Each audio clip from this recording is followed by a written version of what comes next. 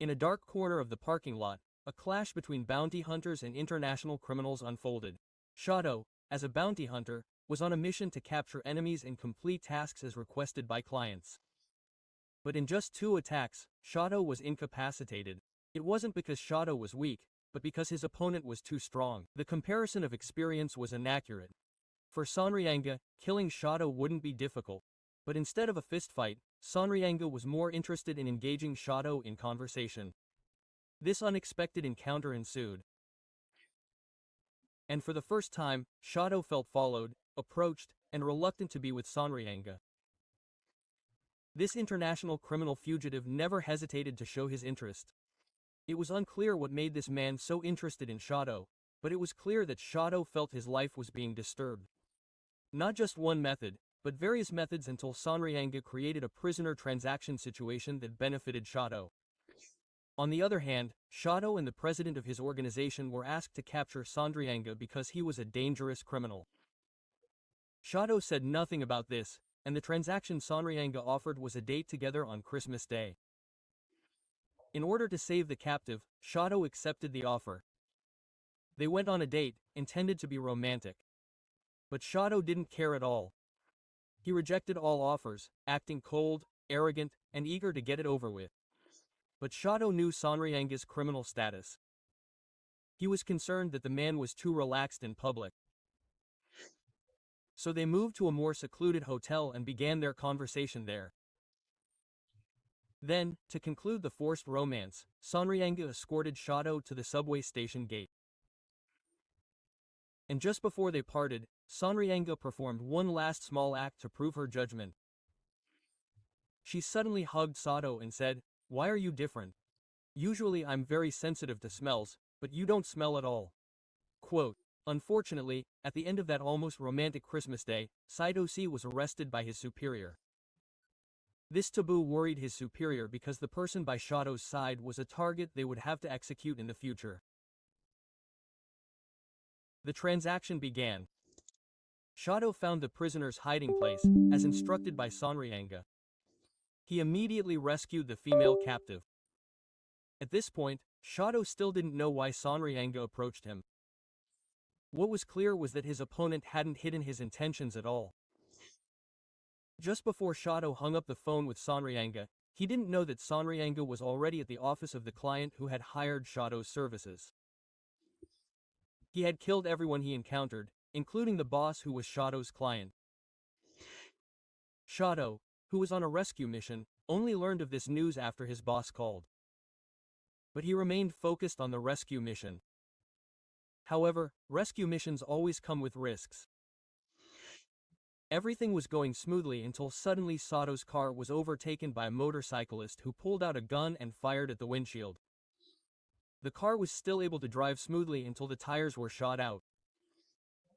As a last resort, Shadow swerved the car towards the motorcyclist to corner it against the cliff face. The method worked, but it didn't save Shadow from the cliff. The car crashed, and amazingly, Shadow survived the horrific accident. Shadow woke up with a headache. He remembered what had just happened, but before his mind could process all the information objectively, the attacker was already behind him, carrying a gun. Shadow immediately ran for his life. But having just fallen from a great height, his body wasn't in top condition. At this moment, Sonryanga realized something was wrong with Shadow because he always rejected Sonryanga's calls whenever she called.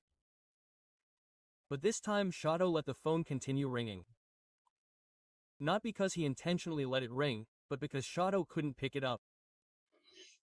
Sonryanga then came to the route Shadow was supposed to take for the rescue mission. He saw the unexpected accident and estimated where Shadow was. At Shadow's location, the attacker told him how unfortunate it was that he had to deal with Sonryanga. In this hunt was carried out because he had been observing Sonryanga from a distance. I didn't think he was also interested in women. Shortly after, Shadow's phone vibrated again. The attacker, still unknown, picked up the phone and began talking to Sonryanga. With criminal intelligence, Sonryanga managed to gauge Shadow's location. They also had a brief conversation about the tense situation and his threats. He fired a bullet at Shadow, but it turned out that it wasn't Shadow who was attacked, but his cell phone.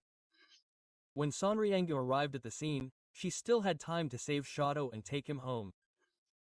Shadow was well cared for and allowed to rest in the residence Sonryanga had prepared. When he regained consciousness and saw Sonryanga, he immediately pulled Sonryanga's shirt and asked if it was her doing. And calmly, Sonryanga replied, "Do you really think I did it? I admit it was my negligence." Quote. Then she asked what characteristics Shadow remembered of the attacker. And the characteristic she mentioned was the tattoo on the left cheek. One identity that reminded Sonryanga of someone in the past. Someone who was close to her and perhaps once a friend. But she didn't immediately tell Shadow her guess. She let Shadow rest because his fever was quite high. After being left to sleep, Sonryanga continued to think about who the attacker was and why he deliberately provoked Sonryanga. When he woke up from his long sleep, Ryanga suggested Shadow take a bath immediately because his body was covered in mud. Shadow obeyed the order while thinking about what had just happened. Was it because of his job, because of himself, or something related to Ryanga? After taking a shower, Shadow realized that his dirty clothes were no longer there. Ryanga took the clothes to the nearest laundry because they were all dirty. Shadow immediately hid under the blanket and waited angrily. The person he was waiting for finally arrived. Sonryanga explained casually that she washed all his clothes, including his pants and underwear. This made Shadow feel very embarrassed. But Ryanga didn't know why Shadow was angry at the help he gave. Their parting that day was ordinary. Shadow apologized for bothering Ranga and Ryanga replied by saying, "I would rather say thank you than sorry and keep teasing Sato." Just before they parted, Shadow delivered a message from yesterday's attacker. He said it was time to repay the traitor's debt. Shadow also asked if Ryanga had any clues. But Ryanga didn't move. Sayato, who realized this, immediately turned around. Ryanga waved while whispering, "You should have said that earlier." The rest of Shadow has to explain the events that happened to his boss, including the destruction of Shadow's car and cell phone. He also promised to replace the destroyed car. His boss also asked about his relationship with Ryanga, but Shadow still didn't want to answer. He just kept apologizing. And as punishment for Shadow's carelessness, he has to introspect for 3 weeks at home. Quote. Shadow immediately went home. Something unexpected happened. Ryanga was already in front of Shadow's door and brought a gift to eat together. At first Shadow didn't think about inviting Ryanga in, but considering her firm character, he was worried that Ryanga would disturb people passing by. So they went in together. And as usual, Ryanga also assessed everything in Shadow's house, the size of his room, the sofa, and Shadow's childhood photos. But the warm atmosphere didn't last long. Shadow started discussing serious things like the organization where he worked knew about his relationship with Ryanga. And as usual, Ryanga still didn't care. His status and reputation in the underworld in general could actually be exploited by Shadow's organization. Of course, that wasn't a strong reason to fire Shadow because Shadow had already transacted with Ryanga several times. It turned out that what Shadow was worried about wasn't his job, but Ryanga's safety. According to Shadow, it was dangerous if Ryanga remained around him. And what Shadow forgot was that danger also lurked for Shadow because he was by Ryanga's side. Ryanga then reminded Shadow about what had just happened because Shadow was around him. But before an agreement on who should step down was reached, Shadow's home phone rang. He deliberately didn't pick it up so that the voicemail went straight to him. It was a call from his mother informing Shadow that tomorrow was his father's death anniversary. His mother hoped Shadow could come home for a while and celebrate his father's death anniversary together. That is, if he wasn't busy. Shadow's mood swings happened again at the end of this episode. He wasn't just silent, but looked sad and fragile. Ryanga, realizing that the timing wasn't right, immediately said goodbye and reminded Sato not to bring anyone into the house carelessly because bad people really existed. The anniversary of Shato's father's death arrived. He came alone to the cemetery and brought lilies for his father. After the prayers, stories, and visits were over, Shato was told that someone was waiting for him inside the church. Just hearing that, Shato knew it was Rianga. With full confidence, Shato entered the church. They briefly talked about why Rianga was there.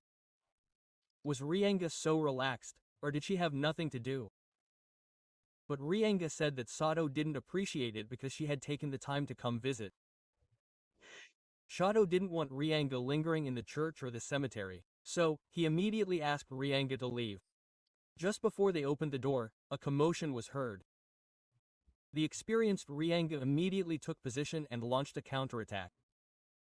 There were 4 people, 2 of whom had already been defeated. One person was taken prisoner by Rianga. Because his injuries were still not too severe, Rianga was able to extract information about them.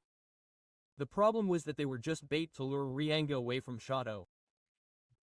And to lure Shato, he used the church nun. Shato, who realized that the nun had disappeared, immediately gave chase without a second thought. He managed to find the perpetrator sitting right on top of his father's grave and the nun who had fainted beside him. And as a condition, if Shato wanted to save the nun, he had to let go of his gun, raise his hands to his head, and kneel. At first, Shato was hesitant because he knew the perpetrator in front of him now was the same person who attacked him on the cliff that afternoon. As a last form of resistance before Shato was actually caught, he used a stun gun. But unfortunately the attack was meaningless because the attacker had a pain nerve paralysis problem. So he couldn't feel any kind of pain, let alone just the pain from the stun gun. Shato was kicked right in the pit of his stomach and he passed out. On the same day, the boss where Shato worked came to visit Mrs. Shato and asked about Shato's past. Especially about who Shato really was because he worked in a dangerous field like this. Because this found something. Mrs. Shato replied, that's because she and her husband have taken Shato's past. So, in the past her husband first met Shato because she was an important witness in the case he was handling. Quote, at that time, Shato was asleep in the car, and in front of him was a boy who had died from blood loss from a gunshot wound. Shato, deeply traumatized, could not remember anything but his name and would not answer any questions except his name. The commander, realizing the importance of Shato's status and statements, took a different approach. He invited Saito home and instilled in Shato a sense of security that he was now safe. This small gesture was welcomed by the commander's wife. For a while, they became a happy and cheerful little family until the day of the trial arrived. Shato was asked to enter the morgue and asked if he knew the victim. Shato watched without the slightest fear and shook his head. After the police managed to get Shato's confirmation, he was immediately taken to a shelter, where all children who had no parents or a place to go home were housed. But Sato could not adapt at all. He always hid in the reading room and avoided everyone. Until the commander officially retired from his job, his wife asked if he had any regrets about his work. The commander, remembering Shato, immediately picked him up again. So, who was the person with Shato in the car? The only available identification listed his name as Sun Rianga. When Sun Rianga found Shato's location, he realized that his move was completely defeated. Although Rianga already knew who the perpetrator was, he couldn't move immediately because the perpetrator had captured Shato. He also had to know what the perpetrator wanted. So, Rianga tried to contact Hafi Shato again with the certainty that the perpetrator would pick up. Everything was as expected. Rianga and the perpetrator named Hoai talked to each other and explained where they could meet if they wanted Sato to be safe. Prianga arrived at the appointed meeting place. Their Ho was waiting while repairing a broken radio. Rianga's first greeting Ho's aura was said to have changed. It was different from the Ho that Ranga used to know. Likewise, Ho said that Rianga had also changed because he wanted to come only for a woman. Rianga and Ho used to be in the same organization. Ho was Rianga's senior, but in terms of skills, Rianga was better. Because of that, Ho felt jealous and his pride was hurt when he learned that Rianga would be promoted as a prospective cadre. Ho expressed his displeasure while in the toilet with his senior. And what they didn't realize was that Rianga was also there. So Rianga could hear everything. But Rianga, who didn't mind, acted normal. She then asked her senior to help her prepare for the meeting. As they walked side by side, Rianga said that she envied Ho who could live freely without any burden. An assessment that she said actually hurt Ho more. The night after all the events were over, Rianga met her senior Ho again. They talked for a while about how their work and the world they faced, including Ho's attitude. Her senior Ho hoped that Rianga could get along better and understand Ho.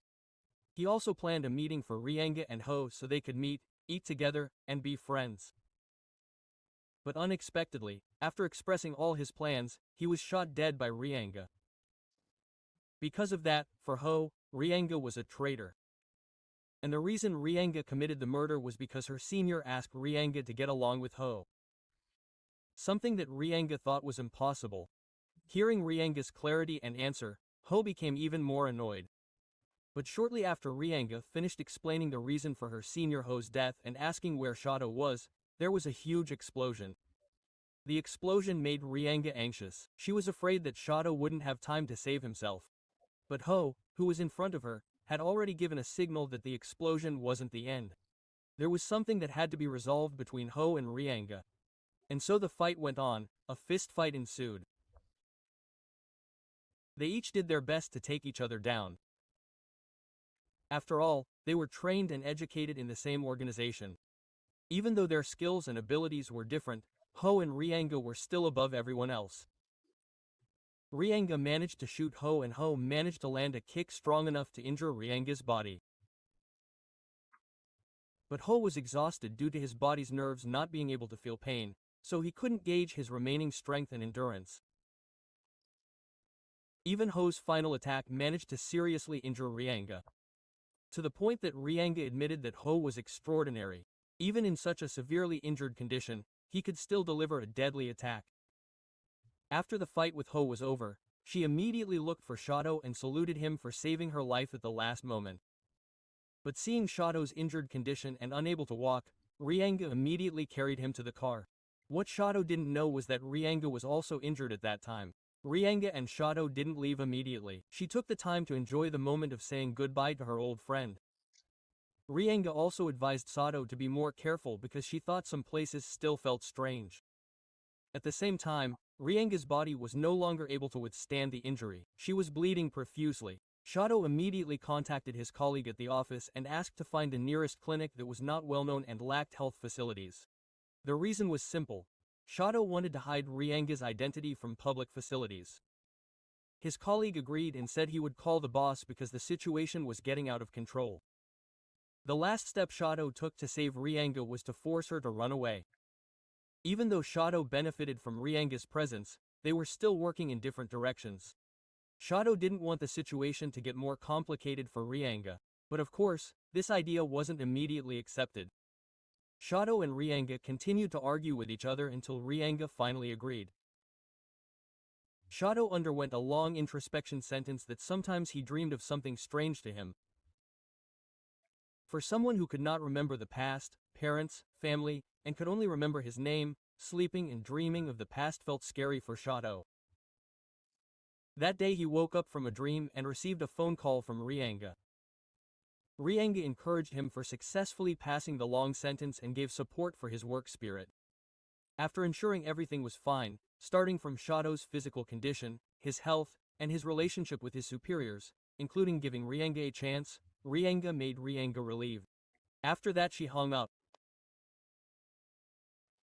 Long story short, after Shadow passed the 3-week introspection sentence, he again received a fairly serious escort mission.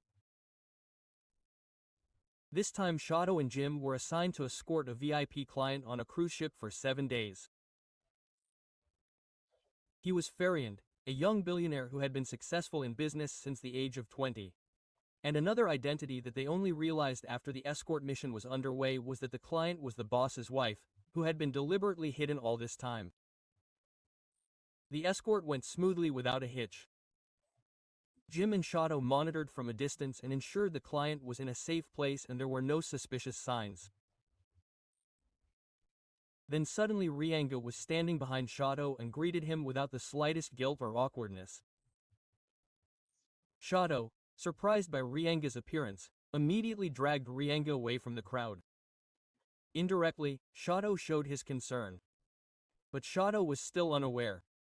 Rianga said that if Shadow had intended to attack him, he could have done so a long time ago. But Shadow instead dragged him away from the crowd. This meant that Shadow wanted to negotiate with him. Rianga then continued her offer. She explained that the target on this trip could be Shadow's client and she was willing to release the target as long as Shadow was always by her side. It seemed unreasonable for an international criminal, but that's how it is with Shadow, there are always exceptions. Sayato conveyed all the offers to his superiors and explained the benefits of complying with Rianga's wishes. The boss agreed, of course, with the applicable terms and conditions. It wasn't Rianga watching the target, but the boss and Jim who took turns watching Rianga and Shadow. They were too close to be called rivals or enemies, and Shadow became more talkative when he was with Rianga. Shadow could even fall asleep soundly in the same room as Rianga, even though he had to force her to do so repeatedly. The next day, to carry out a more serious mission, Rianga taught Shadow how to blend in like the people on the ship. Reconnaissance and escort work wasn't just about spying and guarding, but also requiring disguise. Therefore, Rianga forced Shadow to buy a new dress that was more suitable for wearing on a cruise ship. Even though it seemed strange and complicated, Shadow still agreed to wear it. The first strange thing that day happened. For the first time in their entire acquaintance, the boss, who had always been indifferent, suddenly asked Shadow to connect him with Rianga. He said he had something to discuss, but only the two of them. Of course, Rianga agreed. But unfortunately, a few minutes before they were to meet, the boss was attacked from behind. His throat was stabbed and the wound was quite deep. The first person to know the boss's condition was Rianga. Shadow was suspicious of Rianga because everything happened so quickly. Suddenly the boss wanted to talk to Rianga and suddenly the boss was injured. Although Rianga gave instructions via their communication radio, Shadow's suspicion, guilt, and panic made him unable to think logically. Shadow tried hard to get to the boss's location and hoped there was still something he could do. Fortunately, with his remaining strength and consciousness, the boss was able to explain that it wasn't Rianga, so Shadow didn't have to feel guilty. At the same time, Rianga tried to chase the perpetrator and pointed her gun. But she was tactically defeated. The perpetrator, who was still a junior high school student, was very clever and cheerful. He did everything without hesitation, including thwarting Rianga's attack. Worried that many other traps had been prepared, Rianga chose to retreat and repair her damaged gun. The boss was successfully rescued using a helicopter as a first aid vehicle. His wife and Jim boarded the helicopter, and Shadow chose to stay behind to finish his business with Rianga. In his still weak heart, Shadow instead met the little boy of death, Jin. He didn't hesitate to admit his actions and threaten Shadow that he could do the same thing again. But his threats weren't enough with just random people. Jin also played a recording of Shadow's mother's voice, meaning anyone could be dragged into it if Shadow wasn't careful. But Jin's goal wasn't Shadow. Shadow was just a tool for the next transaction, which was to hand Rianga over to them. Then her mother would be safe. Jin also gave clear instructions on where Rianga should land if she wanted the transaction to be successful. Of course, this was a difficult choice for Shadow. Besides being two important people, Shadow's skills were still not enough to subdue Rianga.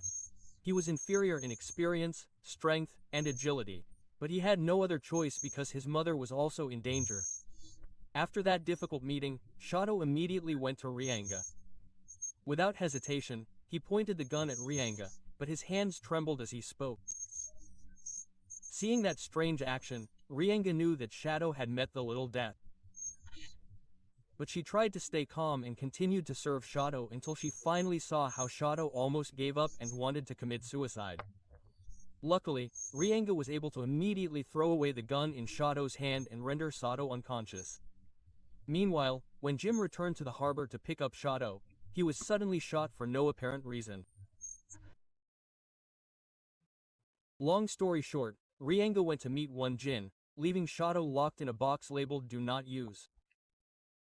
Rienga left without any weapons, following all pickup procedures and responding to all conversations according to her ability to handle complicated situations. She hoped that her departure would solve the problem and make Sato calmer. After all, Shadow was someone precious to Rienga. And at Shadow's place, she was saved by Jim, the only friend Shadow had. She managed to survive because she was only hit by broken glass, no stray bullets. They rushed out, but unfortunately the next attack soon came. A sniper blocked them. Thanks to good teamwork, Shadow and Jim managed to escape. Not long after, the sniper's cell phone rang from someone named Donnie. A figure who likes to kidnap children without identity and train them to become special forces with professional skills. One of his students was one Jim and a child named Rienga. Currently, Rienga's identity is still unclear. Who is Rienga really? Rienga's name was recorded as having died in the same car. The one driven by Little Shadow died of gunshot wounds and blood loss. But on the way to Donnie's headquarters, there was a figure using the name Rienga. He was wandering around and managed to gain honorary status as an international fugitive, having recognized skills and even feared his name. Who is son Rienga really?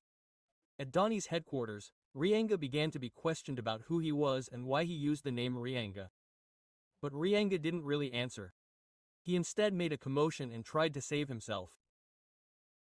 But because he didn't carry any weapons and was facing a professional, Rienga almost gave up after fighting all out with Nika. At Shadow's place, he decided to follow Rienga because he felt guilty. He had dragged Rienga too far into chaos. As his last request to Jim, Shadow asked for a type of truck that could break through the gate and asked to be expelled from the organization where he currently worked. Rienga's condition was very bad. He had given up and wanted to die. His fight with Nika was stopped because Nika no longer saw the fighting spirit in Rienga. He completely wanted to give up and just die. But Nika had another side that was hard to predict. She gave Rienga a hint about someone who might come because it was so crowded outside. Rienga, who heard that, got up and checked the CCTV. And it turned out that Sato was there. He was almost cornered but still always tried to do his best. His priority was to find Rienga. But when his position was impossible to win, he secretly hoped that Rienga would come. As usual. As if Rienga came from the silence. Fortunately, that hope was not unrequited. Rienga really came and for the umpteenth time managed to save Shadow. Then they ran away and hid in a homeless tent. Their steps were successful. They were not found and their lives continued. But Shadow still held a considerable grudge against Donnie. He wanted to get revenge, but Rienga refused and advised him to stop playing around with such a large organization. Shadow refused to comply. They argued intensely enough that Rienga had to resort to physical threats to get Shadow to understand. Shadow was annoyed at being restrained and tried to grab the gun. But Rienga instead pointed the gun at herself and challenged Shadow to shoot her. Of course, Shadow couldn't. This is where Rienga's past is revealed. Once there was a boy without an identity who was chased by criminals and saved by Rienga, Donnie's foster child who still had a conscience and was full of doubts. The boy was taken to his house and talked to like a friend. Until one day Rienga was given a mission to retrieve a suitcase and save him from criminals. Little Rienga and her friend who didn't have an identity managed to save Shadow and acted as if Shadow was safe with them. Little Rienga didn't know what would happen next, but she knew that she had to save the target. On the way to take little Shadow to the handover location, the child continued to cry. They stopped at an empty house to rest. Unknowingly, Rienga mentioned a goal that made her hesitate. She had to kill little Sato to keep Donnie's secret safe. Little Shadow heard the conversation and ran away and hid in the closet. When the closet was opened, he immediately shot in panic. Little Rianga was badly injured, but she continued to force herself so that Shadow could return to safety. Back in the present, Shadow remembers everything and tells it to Rianga, whom he has known for a long time.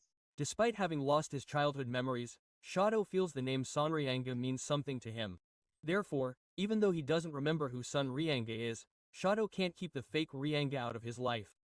At every opportunity, Shadow seems to give Rianga access.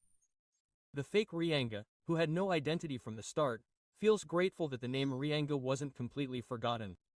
There is Shadow who remembers that name and he himself uses and makes Rianga's name famous. Meanwhile, elsewhere, Donnie begins to move to hunt them down. Jim hires Rianga to kill Donnie. Rianga accepts the request, but not for money. She only asks for one thing. Shadow must give her a gift that will make her happy. They then unite on a mission to overthrow Donnie's entire group.